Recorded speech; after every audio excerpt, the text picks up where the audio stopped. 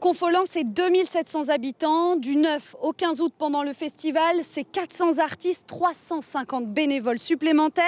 Et tout ce petit monde a été accueilli par le festival autour d'un grand pique-nique. Christophe Guinaud, Jérôme Debeuf, François Gallard nous racontent. Merci à tous. À Confolens, il y a des traditions qui perdurent depuis la création du festival, notamment l'échange de cadeaux entre les groupes et les organisateurs.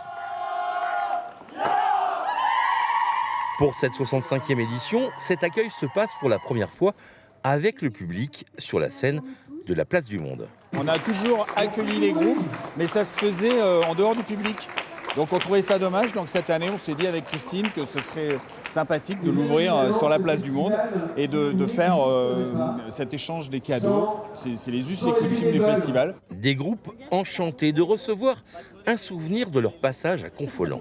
On est vraiment contents et ravis de venir ici jouer à Confolens et de présenter notre musique et danse du Rajasthan de l'Inde avec le groupe Doad. Et là, on vient d'arriver, on a reçu le cadeau par monsieur maire de la ville Confolens et madame présidente du festival Confolens, c'est Christine. Après la remise des cadeaux, c'est le pique-nique traditionnel d'avant-festival. Une démarche que l'on retrouvait déjà sur d'autres éditions, comme ici en 1976. Cette année, l'équipe de la restauration a eu un gros challenge à relever pour nourrir tout le monde dans les jardins de l'hôtel de ville.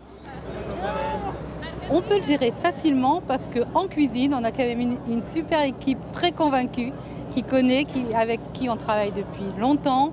Donc c'est facile.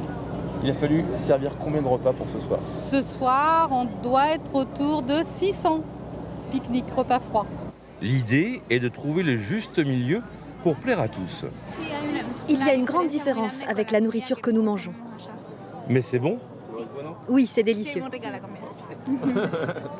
Un challenge d'autant plus compliqué qu'il faut tenir compte des habitudes alimentaires liées aux religions des pays invités.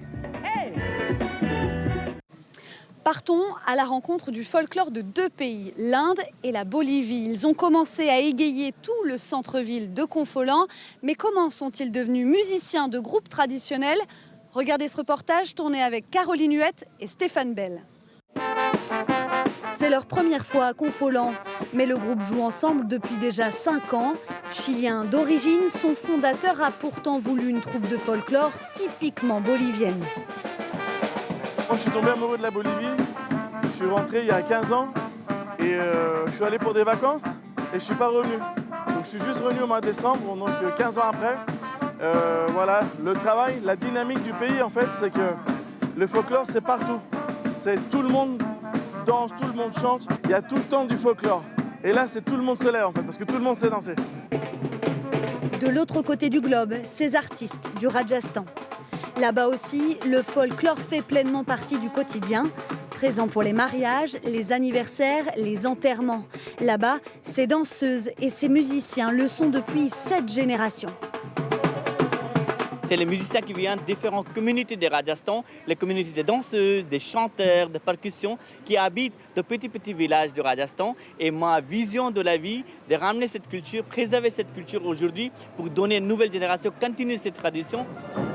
Plus proche de nous, le Pays Basque fait aussi son entrée au festival. Aujourd'hui, ils transmettent aux visiteurs les pas de leur propre danse, un moyen ludique pour défendre un patrimoine culturel qu'ils disent sacré. Ce soir, 11 troupes montent sur les planches du Théâtre des Rivières. Retour sur le gala d'ouverture demain depuis Confolens. Et en attendant, voici un avant-goût en images.